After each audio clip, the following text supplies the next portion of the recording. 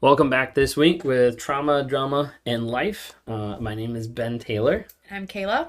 and we're super excited to be back here with you guys. Third episode, as we've been launching this new podcast, just to be able to give you a slice of our lives, a piece of like what we've been going through, what we've gone through, some of our story. We're going to work on having a link to be able to have people so they can submit questions, ask different things for us to talk about.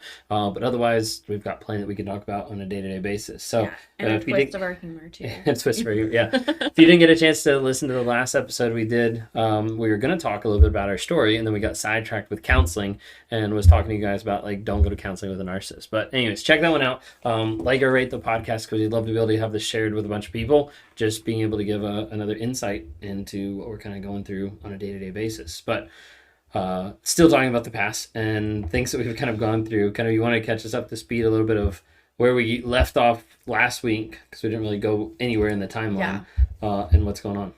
Yeah, so we left off last week with we came back and we went to counseling. We kind of obviously we touched on counseling and then just kind of how it's led us to the point that we have been now. And so a lot of questions get asked like if I am still trauma bonded, how do I trust Ben? How does it even work? Like a lot of people are like, I wouldn't be able to do that. Totally 100% get that. So first off, I wouldn't be able to continue to do this if he wasn't making the consistent change. And that's what I tell people is like, I wouldn't be here if it wasn't for him making those consistent changes because that's not the environment that I want to raise my kids in. That's not the environment that somebody that I want to be with is if I'm being constantly like verbally abused like day in and day out like I was. Um yeah. Yeah, and a lot of times people have that perspective, especially depending on where they're coming from in their journey. Sometimes they have that perspective of like, well, why are you still even here? Mm-hmm. And I mean, that's something that you struggled with a lot too, because for a while, you had a separate TikTok to try to be able to answer questions about all this, and you kind of got blasted a lot. Yeah, I got blasted of like people would accuse me of like being a narcissist or like Ben's not changing or like he's A lot never of gonna change. accusations. Yeah, a lot of accusations and just people being very like attacking and that is not at all like not that and at that point I definitely wasn't able to take it because I was just like I was still healing. I mean, it's an ongoing healing process obviously, but then it was still like a fresh wound and And people to are have activating people it. yeah and to have people like jab and jab and jab it just kept igniting the womb and I was like I can't do this and I eventually ended up I stopped it for a while and then I eventually just deleted it altogether because I was just like I don't need this in my life. Because you had a lot of people that were just like coming at you, like yelling at you, like you're Yeah. stupid for being with him, Yeah, basically. like I'm stupid for staying, like you're just trauma bonded, you're just this, you're just this, you're just that.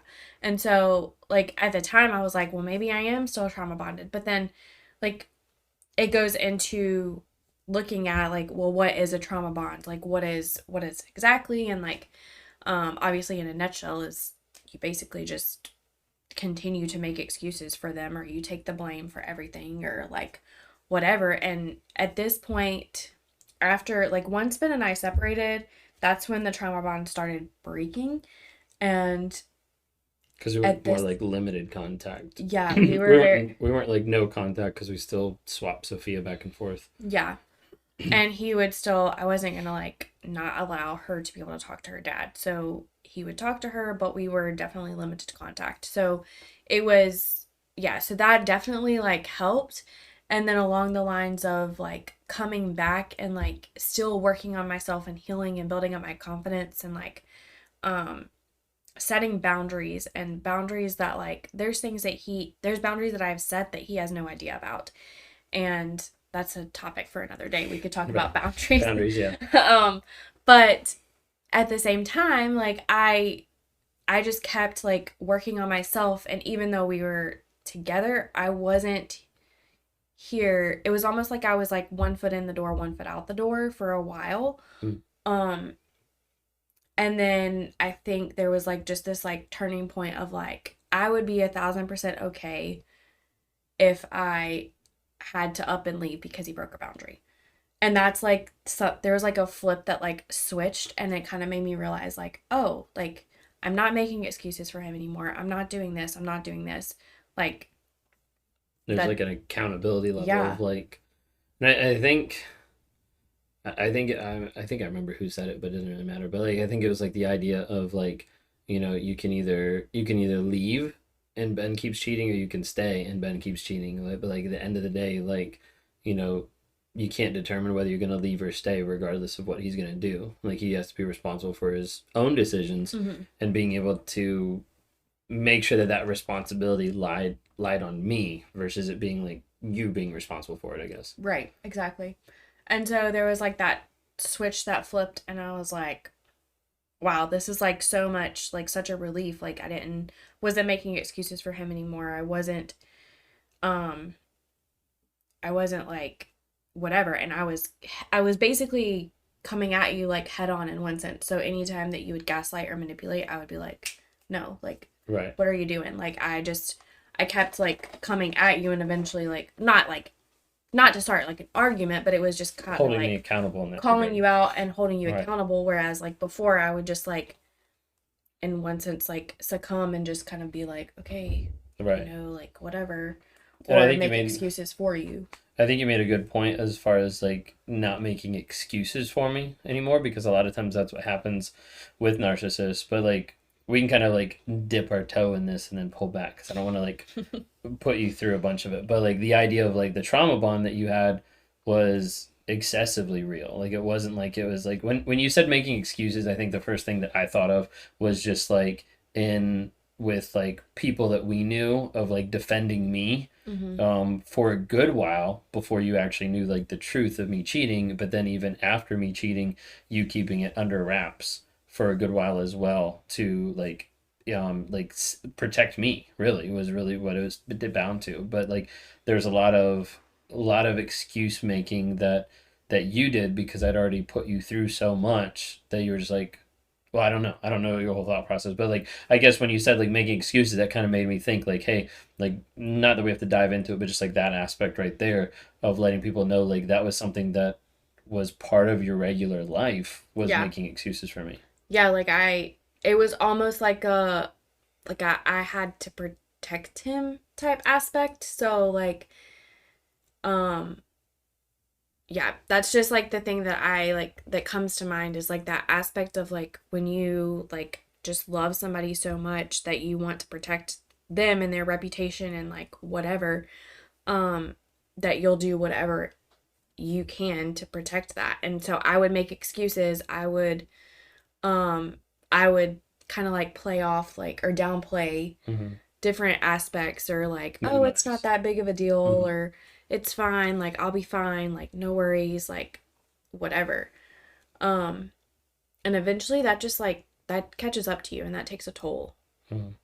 What And would you say to people listening that as you're saying that they're like identifying of like, holy crap, like I did that, or like I guess even like the feeling of guilt or shame after realizing like that I did that, as far as like making excuses for an abusive person. yeah, I think that I mean you're gonna battle with that and my thing is like obviously if you can like get help because talking through it and saying it out loud to someone who is a safe person, even if it's just a friend that you absolutely trust, saying it out loud to somebody who is safe of like, this is like the reason why I did that. It's kind of like, in one sense, like soothing or healing in one sense because you feel like you're crazy. And having somebody meet you in the middle and like not judge you for like thinking that and explaining like, hey, in the moment, that's what you thought was the right thing to do, or that's what you thought was supposed to happen. Um, yeah, I just recommend just doing something like that because Mm-hmm.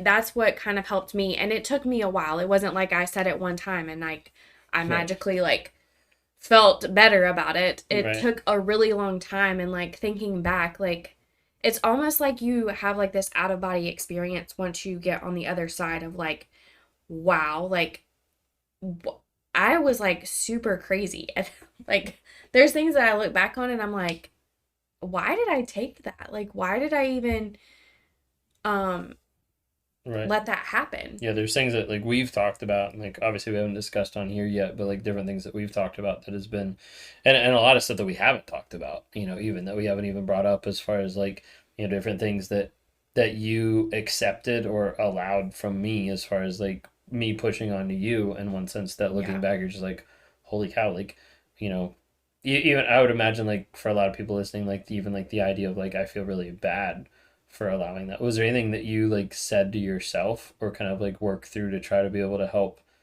not justify it, but I guess like heal from that? I think it just comes down to like forgiveness, because there's like a whole aspect that I could take a whole podcast and talk about forgiveness, because it's so detrimental to your healing. Um and I think you have to start by forgiving yourself, because like you have to realize that like when you're walking through something like that and you're being like emotionally abused like day in and day out, especially like with Ben, like he's a covert narcissist. So I didn't really have like people that I could talk to, because like obviously on the front aspect, like people like thought he was amazing. Like they would have not ever guessed like that this was going on behind the scenes. Mm-hmm.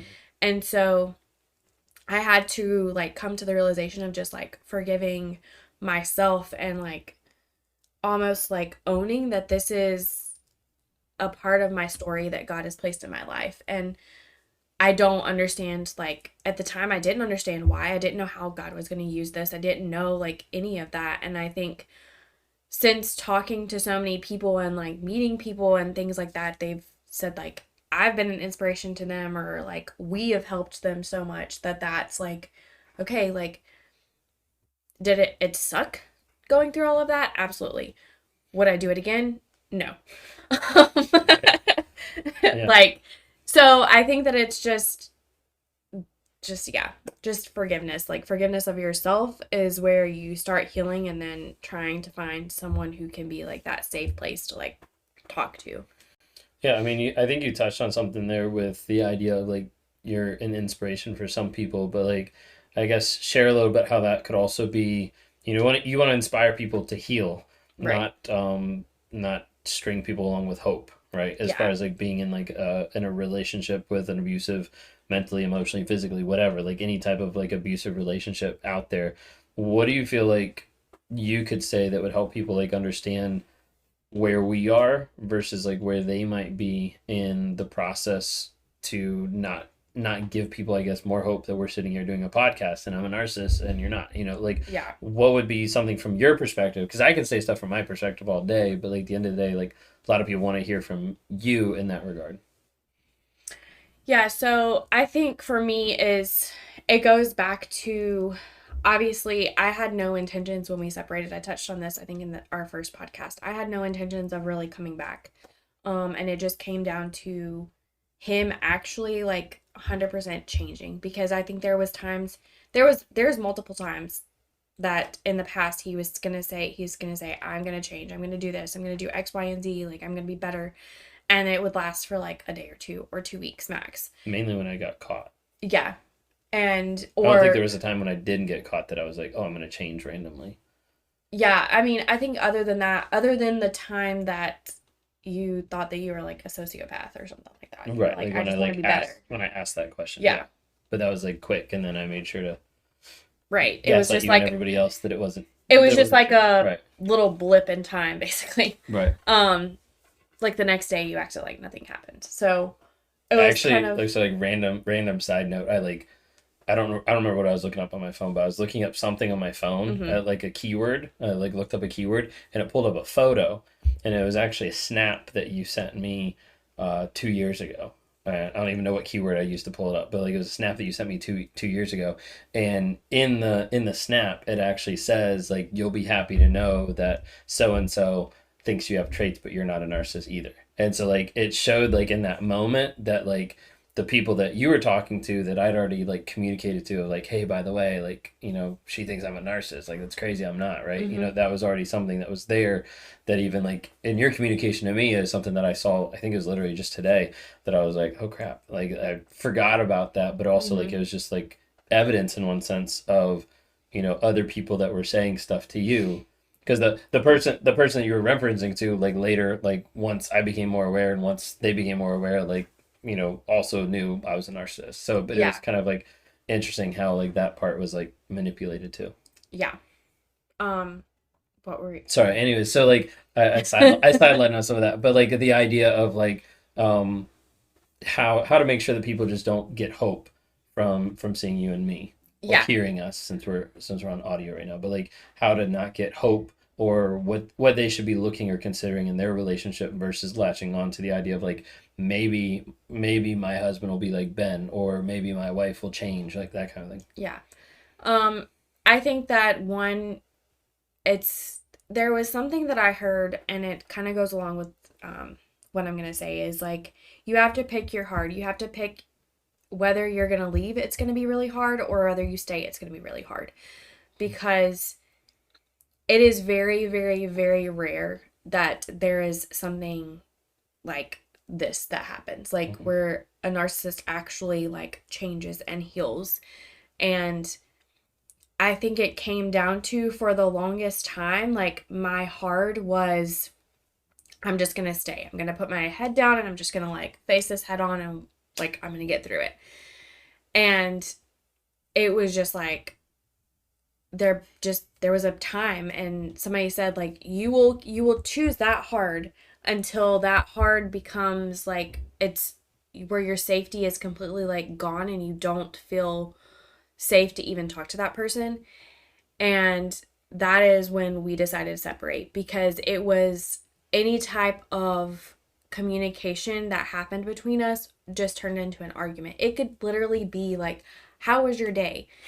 And it would turn into like some type of argument, because I could say how I had like a frustrating day, and then he would try and come and one up me.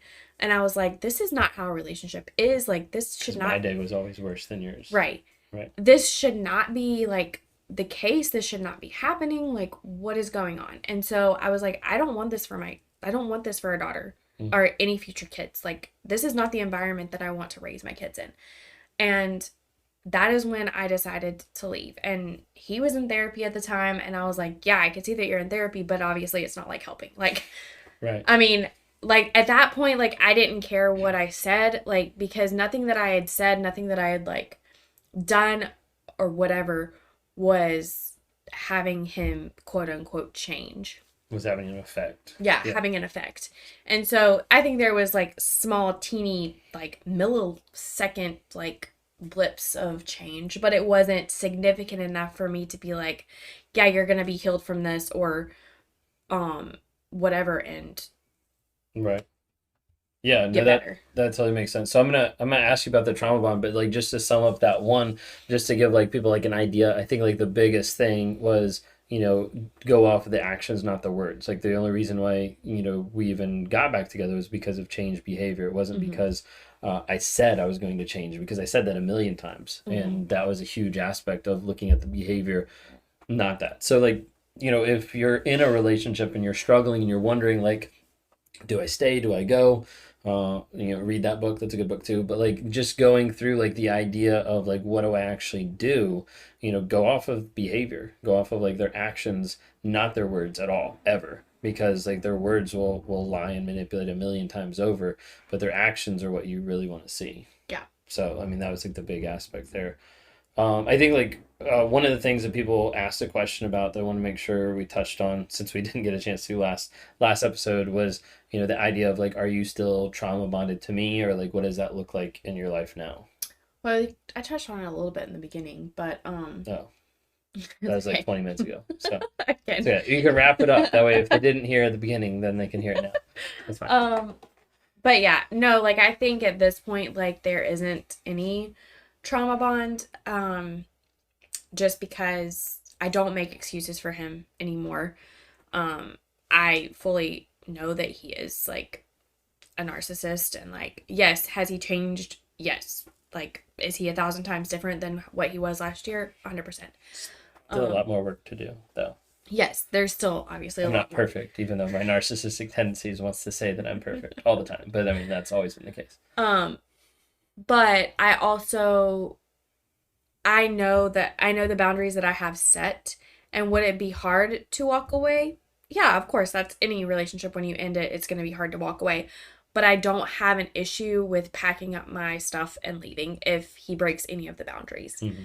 And um I think that that is huge for me because I've never had that peace or that sense. Um and I don't think about it often. Like I just know that I know that I have respect for myself and for my daughter Mm-hmm. to not have her be in that type of like relationship. I don't want her to think that that is okay at all because it's not. And so, yeah.